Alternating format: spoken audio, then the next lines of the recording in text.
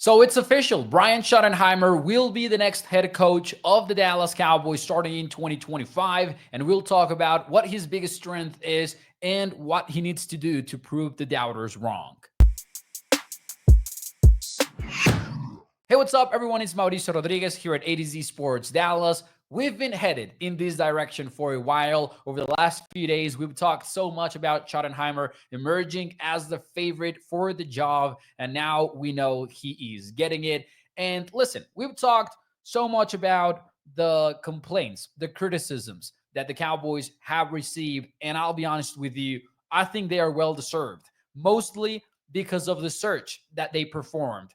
You part ways with Mike McCarthy. Maybe he caught you off guard, but the Cowboys didn't have a plan B, and the Cowboys didn't really interview a lot of candidates. They talked to Kellen Moore, and by the way, reports have indicated, Ed Verder from ESPN said this, the interview was well under 3 hours, which is what the NFL allows coaches on a playoff team to talk to other teams. So that never seemed to really click for both sides. You can speculate on whether Moore said no to the Cowboys or maybe Dallas wasn't all that interested in the first place, but they didn't hit it off clearly by the fact that that interview didn't last that much. Then they talked to Robert Saleh, Leslie Frazier, and fourth interview and final interview was Schottenheimer. Now, granted, insiders have been saying, well, they talked to some other candidates under the table, but you look at what other NFL teams do, and it's a much more thorough due diligence, right? Where they're putting together long lists of candidates.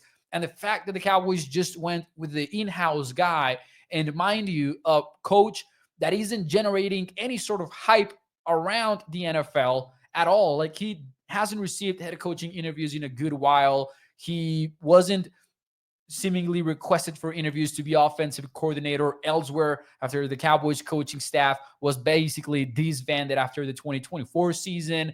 So all of that is uninspiring at best. Now, other criticisms include Schottenheimer's play calling, which was criticized in Jacksonville. It was criticized in Seattle. It was the let Russ cook era in Seattle. And just the fact that he didn't have a lot of top 10 offenses during his time as offensive coordinator. Now, also, another criticism has been the Jason Witten conversation, where the Cowboys are expected to add Jason Witten to the staff. And people question how healthy that environment is going to be. Witten looking over Schotty's shoulder all the time. And is that going to be a healthy relationship? What is going to be Witten's exact role on the staff when you've been talking about Witten ever since the Mike McCarthy negotiations? So it's been weird, in other words. Now, that doesn't necessarily mean Schottenheimer will be a bad head coach. Is it uninspiring? Heck yeah, it is. But Schottenheimer, if we're talking about being a head coach, you're talking about being a leader. And I believe the biggest strength that Schottenheimer has as a coach is the fact that he has so much charisma and he does communicate very well. So if you're thinking, well, is this going to work out?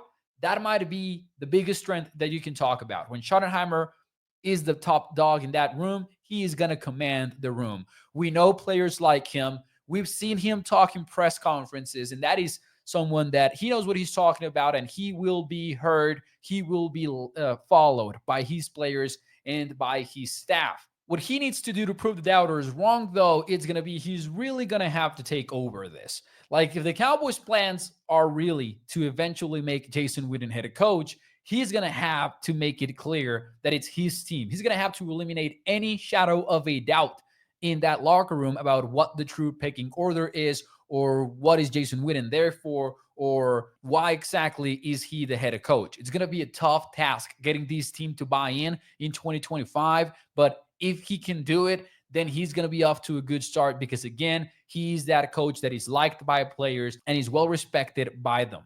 His play calling will be questioned, as play callers are always questioned, but Schottenheimer, step number one is going to be letting it be known that this is his team moving forward. And hopefully one day he gets to play in a conference championship, because that is this weekend. We've got the AFC and the NFC championship games. And listen, let's make some money with those AFC championship games with Underdog Fantasy, shall we? Because you know it, it is the time for a fantasy football pick'em entry brought to you by our partners over at Underdog Fantasy, where you can use your projections to win real cash by playing on the #1 fantasy sports platform. And reminder to use our code ATOZDALLAS for a deposit match when signing up for Underdog Fantasy, and use the link attached in our socials and comments. It's in the description below.